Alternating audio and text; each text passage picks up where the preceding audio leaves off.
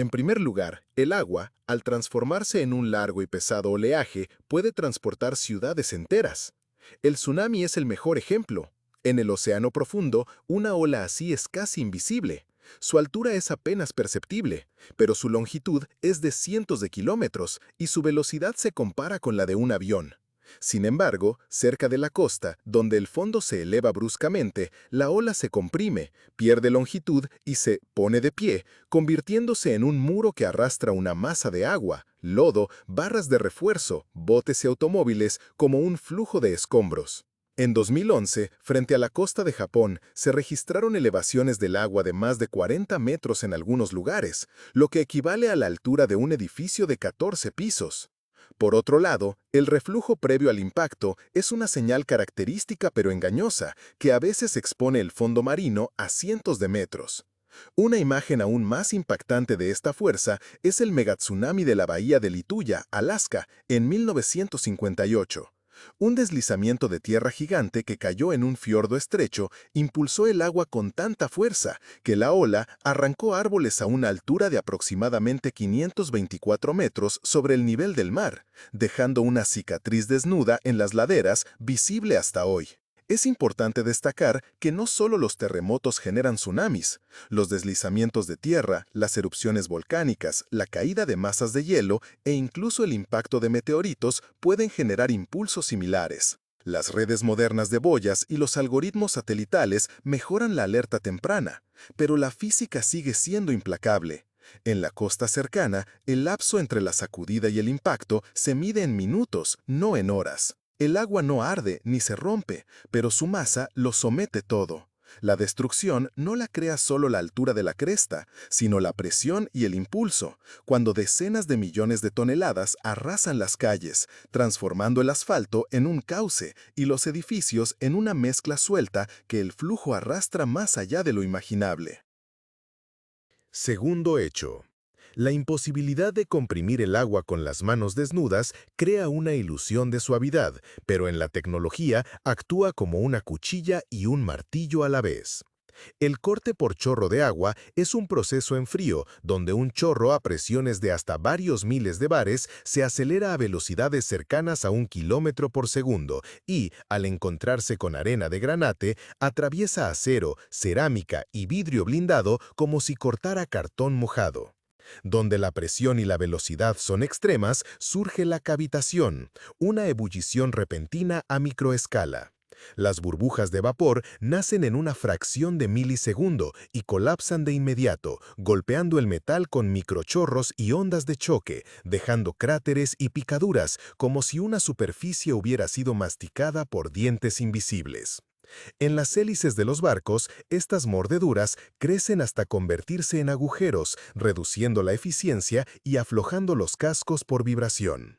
En las turbinas de las centrales hidroeléctricas, la cavitación hace en horas lo que la corrosión haría en años. Un episodio ilustrativo son los altos vertidos de 1983 en la presa Glen Canyon en Estados Unidos. Las corrientes arrancaron trozos de hormigón en los túneles de desagüe hasta que los ingenieros instalaron aereadores para suavizar el colapso de las burbujas. En las tuberías domésticas, un enemigo similar se manifiesta como el golpe de ariete. El cierre instantáneo de un grifo golpea el agua y esta onda de choque busca la junta débil, pudiendo romper una soldadura o arrancar un manómetro. Las mismas leyes explican tanto la arena frágil en la base de las cascadas, donde las burbujas trituran la roca, como el desgaste de los inyectores en los motores, donde el combustible a alta presión se comporta casi como el agua, erosionando el acero. Un líquido silencioso, bajo las condiciones adecuadas, adquiere el carácter de una herramienta industrial de corte y un ariete, y esto se debe precisamente a su masa, velocidad y cambios instantáneos de presión. Tercer hecho. Los huracanes rara vez matan con el viento. La muerte la trae el agua, cuando el viento y la baja presión convierten el mar en un ariete lento. La caída de presión en el centro de un ciclón actúa como un pistón gigante. Por cada hectopascal de descenso, el nivel del océano sube aproximadamente 1 centímetro. A esto se suma el efecto del viento, que empuja el agua hacia la costa, adentrándose en las desembocaduras de los ríos. Si la plataforma continental es poco profunda, como en el norte del Golfo de México o en el delta del Ganges-Brahmaputra, el efecto se magnifica. La ola de marea se extiende kilómetros y avanza como una aplanadora. En 2005, en la costa de Mississippi, el huracán Katrina provocó una subida del agua de unos 8 o 9 metros. En 2013, el tifón Haiyan inundó Tacloban, Filipinas, con 6 metros de agua de mar mezclada con escombros. En 1970, una tormenta ciclónica en el Golfo de Bengala empujó el agua hacia las islas bajas del este de Pakistán con tal rapidez que, según las estimaciones, murieron cientos de miles de personas. La clave es que la escala Saffir-Simpson solo mide el viento, mientras que la potencia destructiva real se describe mejor mediante la energía cinética integral de la tormenta y la topografía costera, las bahías en forma de embudo, la marea astronómica y la crecida fluvial combinada crean una inundación compuesta, donde el agua llega desde abajo, desde arriba y desde los lados simultáneamente. Añada a estos metros el oleaje y el impacto repentino de una ola larga, y el ático de una casa de una sola planta ya estará bajo el agua, encontrando más tarde en sus vigas algas marinas y redes de pesca. Los sonidos de esta marejada no se parecen a las películas de tormentas. No es el rugido del viento, sino un zumbido grave y un chirrido, como si un almacén entero de muebles fuera empujado sobre asfalto. Y lo más peligroso es la aceleración. Cuando el agua supera un dique o un terraplén, se convierte en un torrente veloz con cientos de kilogramos de presión por metro cuadrado, arrastrando bloques de escoria, arrancando pilotes y al llegar a una bifurcación de calles, se comporta como un río real, encontrando un nuevo cauce donde ayer había una ciudad. Cuarto hecho. Existen corrientes de agua que no se asemejan a una ola, sino a una avalancha. Densas, pesadas y rápidas. Los lahares, flujos de escombros volcánicos de lodo, nacen cuando las cenizas y los escombros se mezclan con agua de glaciares, lagos o lluvias torrenciales, transformándose en concreto líquido. El 13 de noviembre de 1985, en el Nevado del Ruiz de Colombia, una pequeña erupción de magma bajo el glaciar fue suficiente.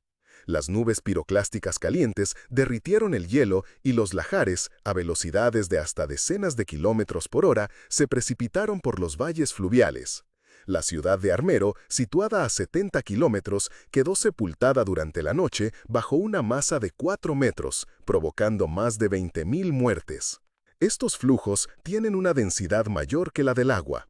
Transportan rocas, troncos, armaduras y se aceleran en tramos estrechos como si fueran toberas. Los puentes se desmoronan como si fueran de juguete, y el cauce, tras su paso, queda más alto que los campos circundantes, de tanto material que arrastra un solo episodio. Parientes de los lahares son las rupturas de lagos glaciares, cuando la presa natural de morena o hielo cede. Los islandeses dieron a este fenómeno su propia palabra, Jökulhlaup. Las reservas subglaciales acumulan agua durante meses y luego liberan en un día un caudal comparable al de un gran río mundial. En 1996, una ruptura similar tras una erupción subglacial arrasó puentes en el sur de Islandia, y el pico de caudal se estimó en decenas de miles de metros cúbicos por segundo. En el Himalaya, en 1985, el vaciado repentino del lago Dik Cho destruyó una central hidroeléctrica en construcción. En Perú y Nepal, lagos similares hoy en día vigilan regularmente los valles, y los ingenieros instalan tubos de sifón, lavan los lagos hasta un nivel seguro y construyen sistemas de alerta temprana. La magnitud de esta fuerza se comprende por la geología. Durante la Edad de Hielo, las catastróficas rupturas del antiguo lago Misula, según las estimaciones, liberaron volúmenes tales que en la meseta de Columbia aún hoy se aprecian gigantesche rievi, crestas onduladas del tamaño de una casa dejadas por el retroceso de un muro de agua. En la fuerza líquida no hay combustible de cohete, solo masa, pendiente y gravedad, pero a veces basta para redibujar un mapa en una sola noche. Quinto hecho. Durante mucho tiempo, las olas asesinas se consideraban una leyenda de los marineros, pero el océano respondió con instrumentos. El día de Año Nuevo de 1995, la plataforma danesa Draupner registró una pared de agua solitaria de unos 25 metros de la base a la cresta, drásticamente más alta que la altura significativa de las olas circundantes. Una ola así se denomina anómala si duplica el nivel promedio para esa tormenta. Y no se trata de fantasía, sino de la estadística de eventos raros y la física de la suma.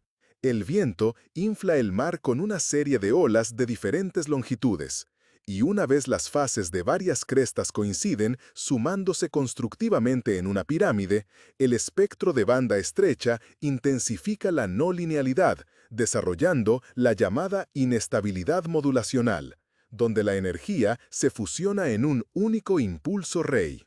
Un enfoque adicional lo crean las corrientes. En áreas donde las corrientes opuestas como la corriente de Agulhas frenan el oleaje de tormenta entrante, las longitudes de onda se acortan, la pendiente aumenta y la cresta formada se vuelve formidable, como un martillo neumático. A diferencia de los tsunamis, estas olas, nacidas del viento y la estadística, aparecen en mar abierto sin precursores. Son cortas en longitud, pero empinadas, con un socavón vertical que se estrella contra las cubiertas y los ojos de buey desde la altura de un edificio de varios pisos. En las últimas décadas, los radares satelitales y las redes de boyas han recopilado docenas de registros fiables, y los informes de los capitanes han recibido confirmación técnica. Las ventanas del puente de mando, instaladas a decenas de metros de altura, saltaban, y las superestructuras de proa, diseñadas para una tormenta normal, recibían una agua verde, un flujo continuo que dobla las barandillas como alambre. Las normas de diseño para barcos y plataformas offshore ahora tienen en cuenta las probabilidades de tales descargas, y las predicciones de oleaje ahora incluyen productos sobre la probabilidad de olas de terciopelo, raras pero reales.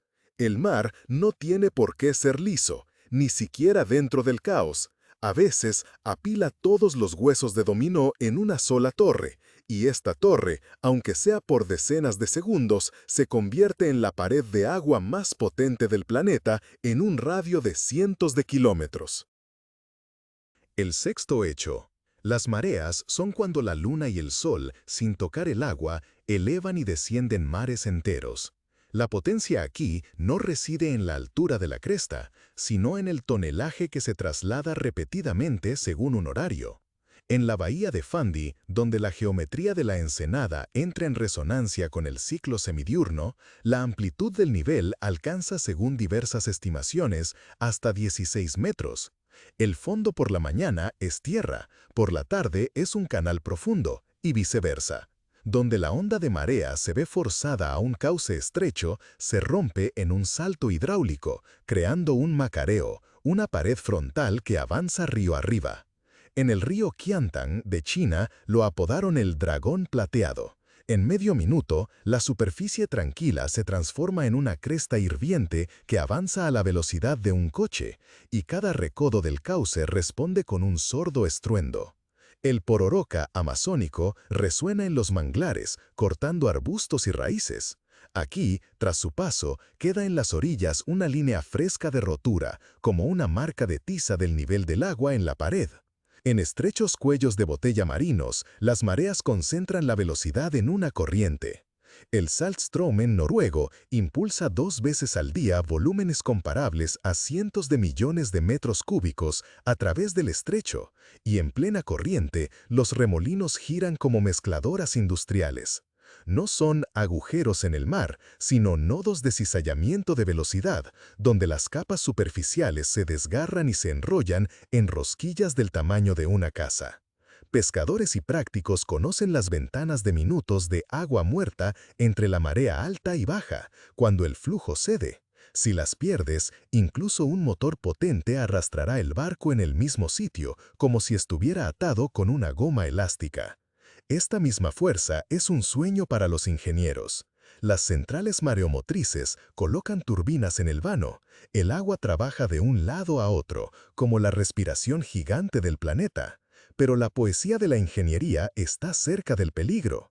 Los niveles abruptos tiran de los cabos de anclaje, rompen los muelles mal asegurados y la erosión costera, al acelerar las corrientes, corroe la arcilla y la arena, excavando cuencos en los muros de contención.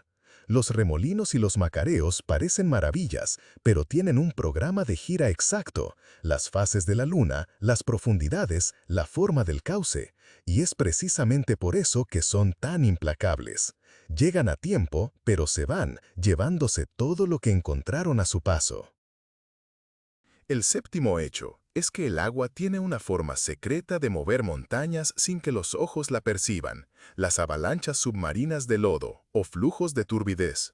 No se trata de una ola costera ni de una marea, es una suspensión de arena, limo y escombros que, al ser más pesada que el agua circundante, desciende por las pendientes submarinas como si fuera concreto líquido.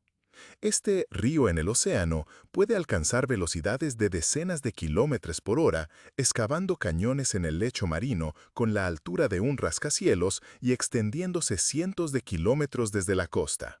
La evidencia más clara proviene de la historia de los cables. En 1929, tras un terremoto cerca de los grandes bancos de Terranova, un flujo submarino interrumpió sucesivamente una docena de líneas telegráficas. El momento de corte de cada una permitió a los ingenieros calcular la velocidad y el alcance de la avalancha. Casi un siglo después, episodios similares afectan a las modernas rutas de fibra óptica. Fuertes descargas de agua turbia desde las desembocaduras de grandes ríos y derrumbes en las laderas de la plataforma continental han desencadenado marchas turbias prolongadas que han recorrido durante días lechos de cañones submarinos y roto cables a profundidades de kilómetros. Estos mismos flujos sepultan oleoductos marinos, arrastran sistemas de anclaje de plataformas hacia depresiones y depositan pasteles bien definidos de arena y limo. Los geólogos los llaman turbiditas y, a través de sus capas estratificadas, leen catástrofes pasadas como si fueran núcleos de un archivo planetario.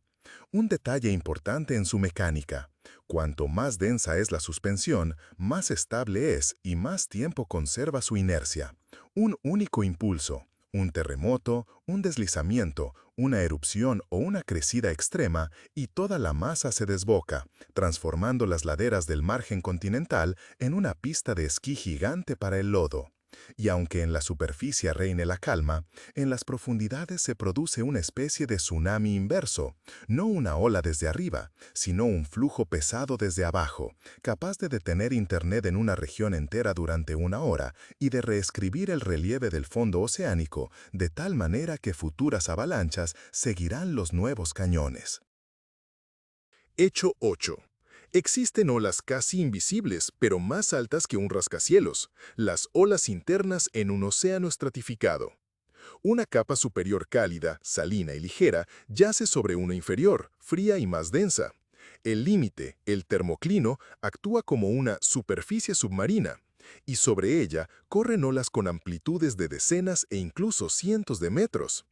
En estrechos y pendientes, donde la marea comprime y estira las capas, nacen solitons, jorobas solitarias que avanzan a la velocidad de un coche con kilómetros de longitud. En imágenes satelitales se leen como largas cebras. La alternancia de franjas oscuras y claras es el rastro de zonas de compresión y expansión, donde cambia la rugosidad y se acumulan películas de sustancias superficiales. Detrás de esta gráfica hay fuerza bruta. Un oleaje interno que emerge en la plataforma continental provoca una cascada submarina, voltea la columna de agua, eleva aguas nutritivas a la superficie y cambia instantáneamente el termoclino. Los buceadores sienten un cuchillo frío recorriendo su piel. El navegante solo ve agua tranquila, pero a esa profundidad, los cables y líneas de anclaje de las plataformas sufren cargas bruscas y pulsantes. Los planeadores autónomos y las boyas se desvían de su rumbo, y un submarino puede ser elevado o bajado decenas de metros en pocos minutos. En puntos como el estrecho de Luzón, estas olas son como actores de gira según el horario lunar. Cada noche surgen en manadas hacia el mar de China Meridional y recorren cientos de kilómetros hasta desintegrarse en un tren de crestas menores. En general, este fenómeno tiene dos facetas, una peligrosa para la ingeniería y la navegación y otra creativa para los ecosistemas. Las olas internas nutren los mares. Su mezcla inicia floraciones, impulsa el alimento hacia el plancton y tras él vienen peces y aves. Pero si instala una plataforma, tiende un cable o planea inmersiones, no puede ignorar esta potencia invisible y relieve del agua. El océano puede estar sereno en su superficie, pero debajo se despliega una auténtica cordillera de densidad en movimiento. Noveno hecho. El agua puede revelarse sin un terremoto. La propia forma de la costa y los caprichos de la atmósfera crean gigantescos columpios en bahías y lagos. Estos son seiches, oscilaciones estacionarias del nivel, cuando toda la masa de agua comienza a verterse lentamente de un extremo a otro como sopa en una olla después de un movimiento brusco. El impulso lo dan ráfagas de viento o saltos de presión. Una cresta atmosférica camina sobre el agua, y si la velocidad de la perturbación se acerca a la velocidad de una onda larga en este cuerpo de agua, se produce resonancia. Cada nuevo impulso coincidirá con el ritmo y agitará la superficie en metros. Las bahías estrechas y los lagos largos son especialmente vulnerables. Contra la pared hay un vientre con amplitud máxima. En el centro, un nodo con una línea casi inmóvil. Así nacieron los golpes repentinos en los grandes lagos, cuando después del paso de una línea de tormenta hacia Chicago o Duluth, el agua se retiraba de la orilla en cuestión de minutos y regresaba como un escalón continuo de varios metros de altura. En los mares actúa un pariente del seiche, el meteotsunami, una onda larga de una onda barométrica y una ráfaga que se empuja hacia bahías y marinas. En las Baleares se conoce como risaga. En un día tranquilo, los cabos empiezan a cantar, los yates golpean sorvamente los pontones y los marcadores de nivel dibujan dientes de sierra, decenas de centímetros por minuto, a veces metros. En el Adriático, un marrobio similar sorprende una y otra vez a los puertos pesqueros. El cielo está azul, pero en la bahía hay un escalador gris y hirviendo. El peligro aquí no está en la cresta, sino en la repetición. Después del primer pico, sigue un retroceso, luego un nuevo aumento, y así durante horas. Se rompen los cabos, se tuercen los norais, los barcos convergen y divergen en tijera. El agua, como un péndulo gigante, busca el equilibrio y no lo encuentra. Los ingenieros luchan contra la resonancia con la geometría de los espigones y amortiguadores. Los meteorólogos extienden densas redes de barómetros. Pero la astucia radica en la amplitud de los desencadenantes. Un frente de tormenta que rebota a decenas de kilómetros. Un salto de presión en un frente frío. La coincidencia de fase con la onda larga de marea. A diferencia de un tsunami tectónico, aquí no hay un empujón después del cual todos esperan la ola. Aquí el director es el aire, y cuando toca la nota correcta, todo el cuerpo de agua responde con un bajo profundo y muy material. Décimo hecho. Las corrientes más peligrosas y laboriosas cerca de la costa a menudo no se ven en las postales. Las corrientes de resaca y la deriva litoral redistribuyen silenciosamente las costas, moviendo millones de toneladas de arena, y se llevan a las personas que confunden una superficie lisa con un lugar tranquilo. La mecánica es simple y despiadada. El oleaje empuja el agua hacia la orilla, la barra costera la retiene, y el exceso de masa busca una salida, encontrando una puerta entre los bancos de arena, cerca de un muelle o en un canal, y se dispara hacia el mar en una corriente estrecha. Su velocidad es comparable a la de un nadador fuerte o superior. En la superficie, una franja mate sin espuma, en la que cintas de algas y espuma se extienden persistentemente desde la orilla. No es un remolino, ni un fondo que tira. Es una bomba horizontal que arrastra decenas, a veces cientos de metros, y solo después la corriente se dispersa, y es allí donde se puede salir tranquilamente hacia un lado. Paralelamente, el oleaje que rompe en ángulo inicia un proceso perpetuo. La corriente litoral, que socava el borde costero, excava canales en un pueblo y construye un tómbolo en el vecino. De estos surgen largos tómbolos e islas barrera que migran metros por año y se desplazan a saltos durante las tormentas. Un overwash nocturno traslada una lengua de arena sobre la duna y por la mañana el mapa ya es diferente. El istmo de Curlandia, los deltas y lagunas del Báltico Oriental, los skerries del Mar del Norte, todos viven en este equilibrio de transporte. Las presas protectoras, los espigones y los rompeolas solo redirigen el flujo, acumulando arena en el lado de sotavento y exponiendo grava en el de barlovento. Cualquier nuevo puerto cambia las playas adyacentes, como una piedra en un arroyo de montaña cambia las corrientes. Por un lado, un bolsillo tranquilo, por otro, una corriente acelerada y erosión. Y esta máquina silenciosa es más poderosa que una tormenta individual.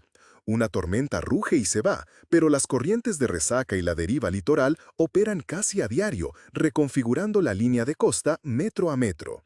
Para el ser humano, esta fuerza es insidiosa porque parece calma. Se reconoce por el patrón de la espuma, por un estrecho camino entre las olas. Y la única estrategia inteligente es salir de la corriente hacia un lado, no luchar contra la bomba de frente. Así, el agua, en ausencia de cualquier explosión, remodela el continente lenta y según las instrucciones, sin pedir permiso.